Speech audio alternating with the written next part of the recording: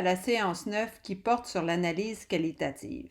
Cette séance est composée de 4 capsules différentes, l'analyse de la cartographie, l'analyse des défaillances et trouver la cause racine.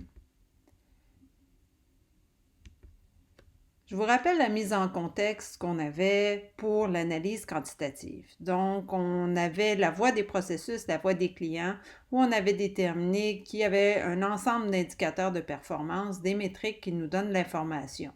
Donc, ce qu'on avait fait, c'est qu'on avait regardé l'ensemble des analyses qui pouvaient être faites au niveau des données quantitatives. Maintenant, c'est le tour des données qualitatives. Donc, on va avoir des données qui proviennent de la cartographie, des entrevues et du remue-ménage. On se rappelle aussi le contexte où, avec l'analyse des données quantitatives, on était arrivé à modifier légèrement l'objectif qu'on voulait atteindre. C'est-à-dire qu'avec l'analyse des données quantitatives, on est arrivé à comprendre que ce qu'il fallait faire, c'était diminuer le nombre d'erreurs, puisqu'il y avait des coordonnées clients et des informations manquantes dans les soumissions d'assurance vie. Le seul problème, c'est qu'on a été capable de quantifier ça, mais on ne sait pas vraiment d'où proviennent ces coordonnées, ce nombre d'erreurs-là. Donc, ce qu'on va essayer de faire, c'est continuer notre analyse jusqu'à temps qu'on atteigne un point de saturation. Donc, ce qu'on veut essayer de faire, c'est qu'on se pose ces deux questions-là. Qu'est-ce que je ne vois pas? Quoi d'autre pourrait être vrai? Donc, il faut constamment avoir ces deux questions-là en tête. Puisque les données quantitatives nous ont donné une sorte d'information, maintenant, ce qu'on essaye de faire, c'est qu'on veut essayer de déterminer la cause racine pour nous mener vers des solutions éventuellement. Donc, ce qu'on a fait, c'est qu'on a trouvé des analyses statistiques, Pareto, variations, etc.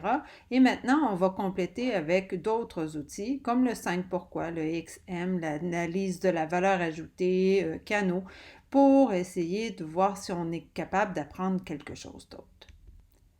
Les points importants à retenir pour cette séance, il faut toujours revenir à l'objectif qu'on veut atteindre. C'est extrêmement facile de perdre notre focus, donc toujours revenir à notre objectif SMART. Ça va vraiment nous aider à nous concentrer sur les bonnes directions ou la bonne analyse. Il faut aussi constamment combattre le mode solution.